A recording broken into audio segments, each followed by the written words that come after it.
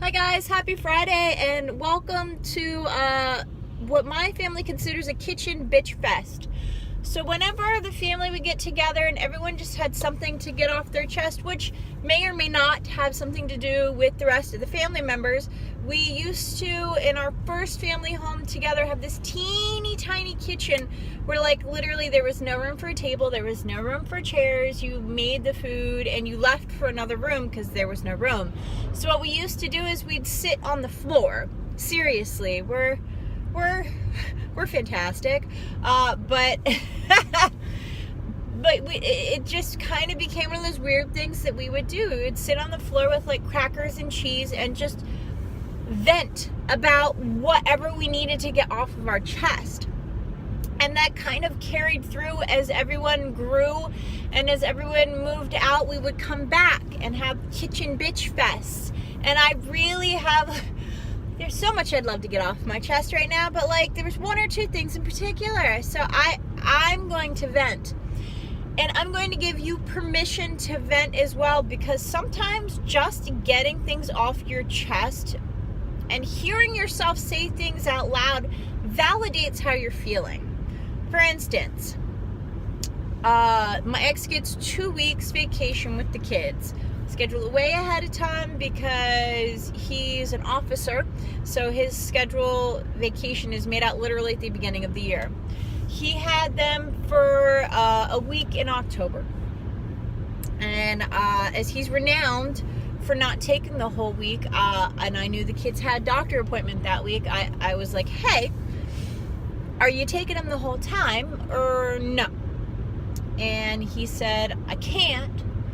I'm getting a wisdom tooth removed, and the doctor says I'll be out for a week, maybe 2 weeks.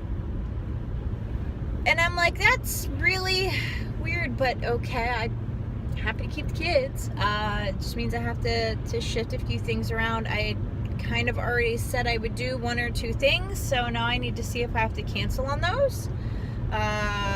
We had our paranormal group was going to give a presentation at a library down in Reisterstown about ghost hunting. I was going to talk about mediumship and the awesomeness of dead people. And I was extremely disappointed in that moment that I might miss that. But then I thought, and I was like, I've had wisdom teeth out. When I was in college in Indiana at this backwards country dentist, I couldn't afford to be put under, and I literally had the smallest amount of local that they could give me and still let me drive home, because I drove myself to the appointment, and it was half an hour, 40 minutes away. And I still remember to this day driving home with bleeding gauze bulked up in my cheek like a chipmunk, and having to spit in a paper cup, spit out the excess blood and spit on the way home from having one of my wisdom teeth pulled.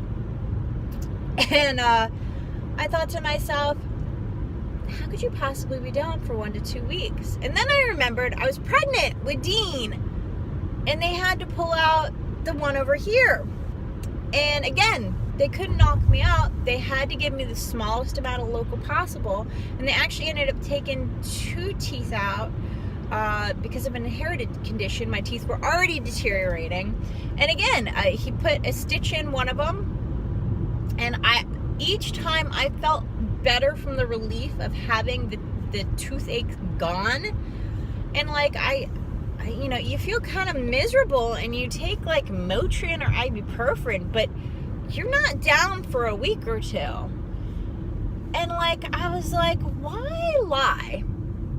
Because he clearly doesn't remember being with me, because he was there when I was pregnant, because I needed someone to drive me home.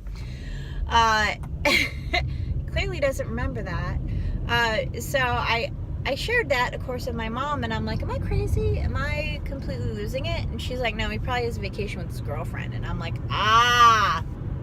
that makes more sense. 1 to 2 weeks gone, that's fine, But why not just tell me?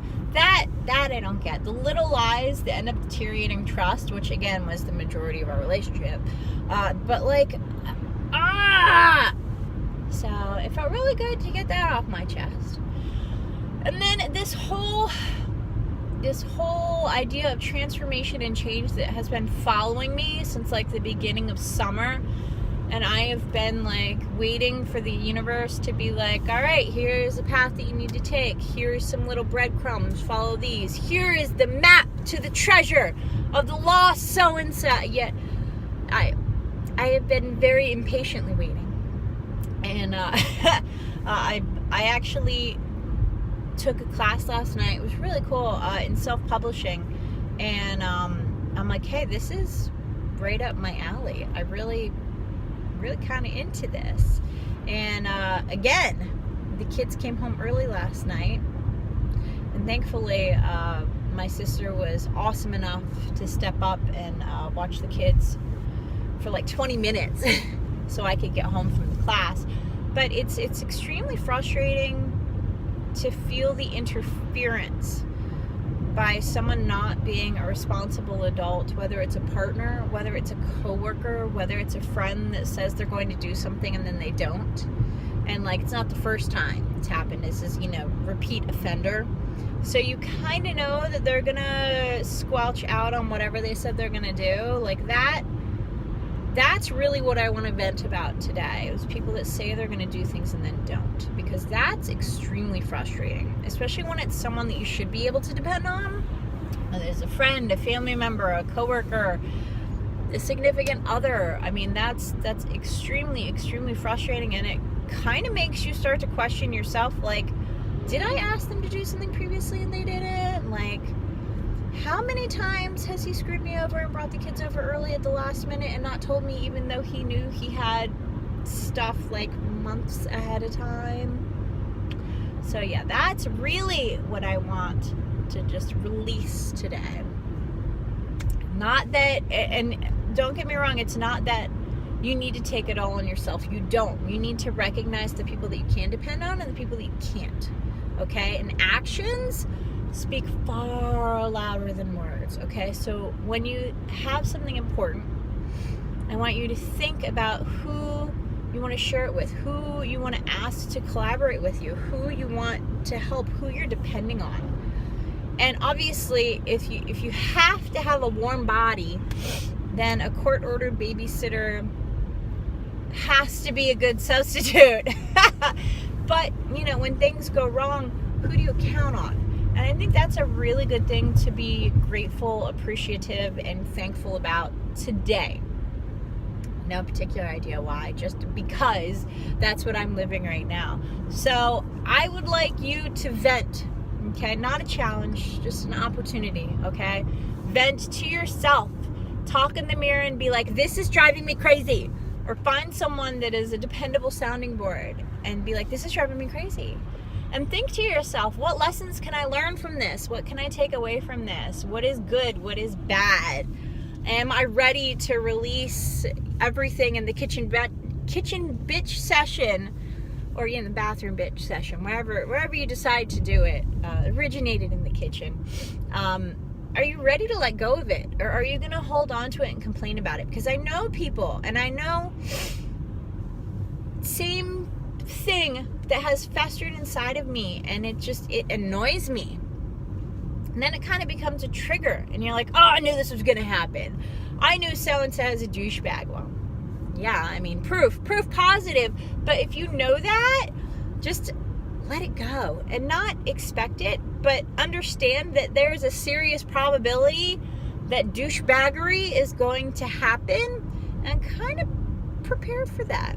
There's nothing wrong with being overly prepared, nothing at all, okay? So just vent, let it go, appreciate the lessons, and be super grateful for the good part. The bad part, just prepare for in the future. One less thing for you to have to worry about in case the thinkable happens in the future. Make sense? Okay. All right. Thank you for listening to my venting. I hope that you take something out of it. Use it for yourself. All right. Love you guys. Happy Friday. Happy Friday. Thankful, grateful, blessed, all the good stuff. Have some ice cream, because, you know, it's one of the few, I hate to say it, but like, it's almost the end of September. Oh my gosh, we need to eat more ice cream. And then, you know, gather all the pumpkins. Yay! Bring on Halloween. I am ready. Bye, guys.